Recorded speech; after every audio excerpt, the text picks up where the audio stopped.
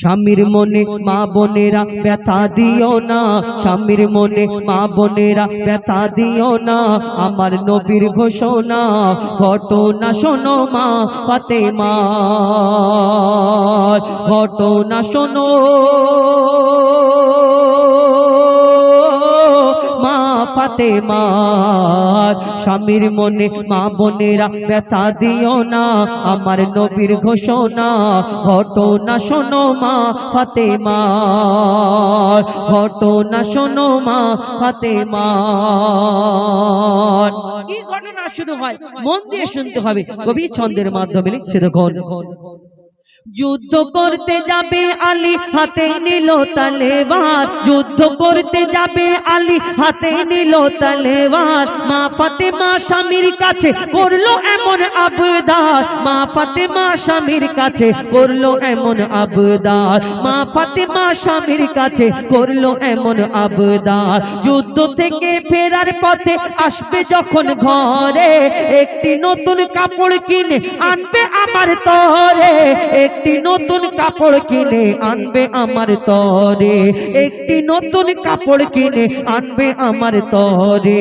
এই কথা শুনে হযরত আলী বড়ই দুঃখ পায়, এই কথা শুনে হযরত আলী বড়ই দুঃখ পায়। যদি আমি শহীদ হয়ে যাই, কে আনবে বলো কাপড় তোমার, কে আনবে বলো কাপড় তোমার। স্বামীর মনে মা বোনেরা ব্যথা দিও না, আমার নবীর ঘোষণা ঘটনা শোনো মা ফাতেমার। হযরত আলী মনটা খারাপ, যুদ্ধে চলে গেল। এইদিকে ইমাম হাসান ইমাম হুসাইন, মা ফাতেমা নিজের বাড়িতে কাজ করে। ইমাম হাসান ইমাম হুসাইন ছোট্ট দুই নওয়াসা দয়ার নবীর কাছে ছুটে চলে গেল। আর যখন সালাম কালাম হওয়ার পরে আমার দয়ার নবী জিজ্ঞেস করে, বলো তোমার আব্বু আম্মু কি করছিল, কেমন আছে?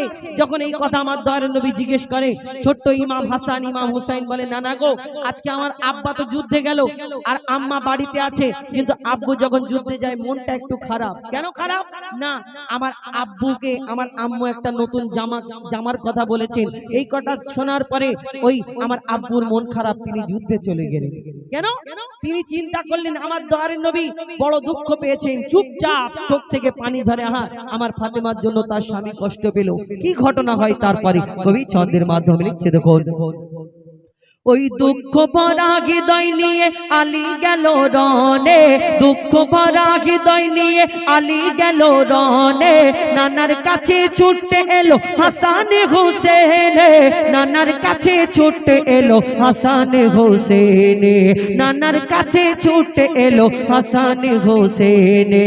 আব্বুর কাছে নতুন কাপড় চেয়েছে আম্মি জান, তাই আব্বুর মনটা খুবই খারাপ ছিল যে সে পেরেশান, আব্বুর মনটা খুবই খারাপ ছিল যে সে পেরেশান। এই কথা শুনে দয়ার নবীর কান্না থামে না, এই কথা শুনে দয়ার নবীর কান্না থামে না। কি ভুল করলো ফাতেমা, কি করলে বলো বেটি আমার, কি করলে বলো বেটি আমার। বড় কষ্ট পেয়েছি। কেন? আমার ফাতেমার জন্য আমার আলী কষ্ট পেয়েছে, স্বামী কষ্ট পেয়েছে। আমার দয়ার নবী কি করলো? মা ফাতেমার বাড়িতে যায় না। প্রত্যেক দিন আমার দয়ার নবী মা ফাতেমার বাড়িতে যেতেন, খোঁজ খবর নিতেন, দেখা করতেন। কিন্তু একটা সময় এলো, 3 দিন হয়ে গেল, আমার দয়ার নবী আর মা ফাতেমার বাড়িতে যায় না। মা ফাতেমা বড় পেরেশান, বেকারার হয়ে আছে, আমার আব্বা কেন আসে না, আমার আব্বার শরীরটা খারাপ হলো নাকি? তখন মা ফাতেমা ছুটে ছুটে 3 দিন পরে যখন আমার দয়ার নবীর ঘরে এসে পৌঁছালো, সেইখানে কি ঘটনা হয় মন দিয়ে শুনবেন, লিখছে দেখুন। ও যার মুখ না দেখে ঘুমাতো না দয়ার নবীজি আমার, যার মুখ না দেখে ঘুমাতো না দয়ার নবীজি আমার। রাতের পরে রাত কেটে যায় মুখ দেখে না ফাতেমার, রাতের পরে রাত কেটে যায় মুখ দেখে না ফাতেমার। মা ফাতেমা ছুটতে এলো আব্বা জানের কাছে, মা ফাতেমা ছুটতে এলো আব্বা জানের কাছে। তবু বেটির মুখ দেখে না, পেছন ফিরে আছে, আছে, তবু বেটির মুখ দেখে না, পেছন ফিরে আছে। বলছে নবী ও গো বেটি বাড়ি চলে যাও, বলছে নবী ও গো বেটি বাড়ি চলে যাও, আগে স্বামীর কাছে ক্ষমা চাও। বলছে নবী ও গো বেটি বাড়ি চলে যাও, আগে স্বামীর কাছে ক্ষমা চাও, তবে করবে ক্ষমা আল্লাহ আমার, তবে করবে ক্ষমা আল্লাহ আমার। দয়ার নবী বলছে আগে বাড়ি চলে যাও, গিয়ে স্বামীর কাছে ক্ষমা চাও, তারপর তুমি এখানে আসবে।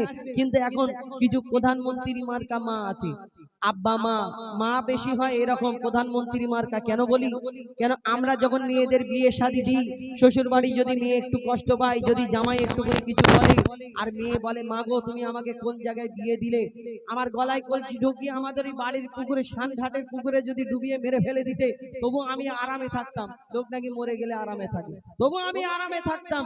তুমি এমন জামাইয়ের কাছে এমন ছেলের হাতে তুলে দিলে আমার জীবন, কেন কি হয়েছে তুমি একবার আমাকে বলো না, তোমার জামাই আমাকে এরকম এরকম এরকম বলেছে। রাগের মাথায় দু চারটে কথা বলতে পারে, তখন সেই প্রধানমন্ত্রী মা গুলো ফোনেতে বলে কেন আমরা কি আমাদের ক্ষমতা কম আছে না, আমরা গরিব মানুষ, তোকে যা বলবে তুই বলে আদায় করে নিবি, তোকে যদি দুটো মারে তুই চার ঘা মারবি, তারপর তোর পিছনে আমি আছি। প্রধানমন্ত্রী বলে তোর পিছনে আমি আছি, তুই মেরে আদায় করে নিবি, এই কথা বলে। তো ওই মেয়েটার জীবনটা শেষ হয়ে যাবে। কেন সে বাপের বাড়ি এসে পড়ে থাকবে ভাইদের কাছে, তুমি তো দু চার দিন পর পটল তুলবে ভিতরে চলে যাবে, নাকি সারা জীবন মেয়েটাকে কোলে করে নিয়ে বসে থাকবে? না, আমরা অনেক মা আছি যে সাজেশন দিই যে তুইও বলে আদায় করে নে না। আমার দয়ার নবী বলছে আগে স্বামীর কাছে ক্ষমা চাও, তারপর কি ঘটনা হয়। আমার দয়ার নবীর কথা শুনে মা ফাতেমা ছুটে ছুটে নিজের বাড়িতে চলে যায়, দরজা বন্ধ করে ডুকরে ডুকরে কাঁদে। কি হয় তারপরে কবি ছন্দের মাধ্যমে লিখছে দেখুন।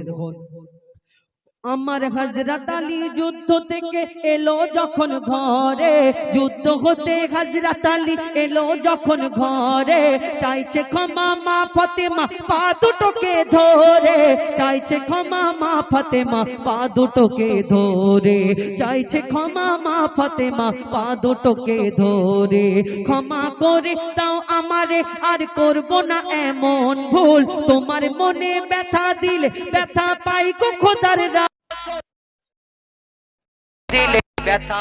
গো খোদার রাসূল।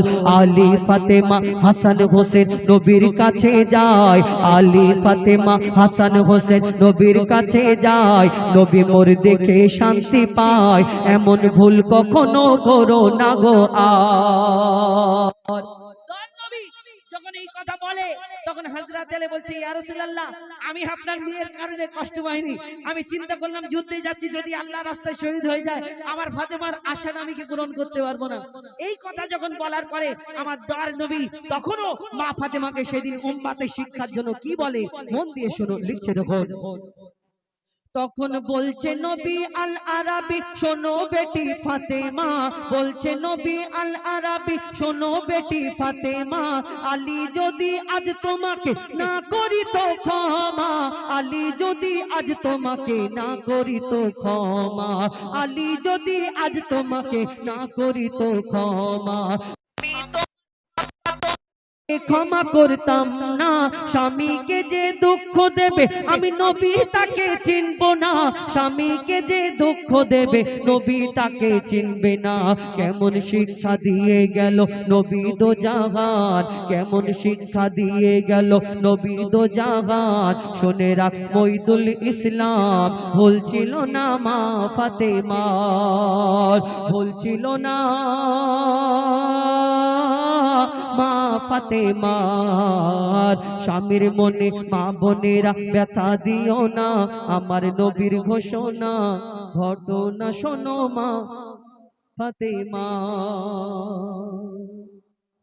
শুনলেন একটি ঘটনামূলক গজল, জানি না আপনাদের কেমন লাগছে ঘটনামূলক গজল।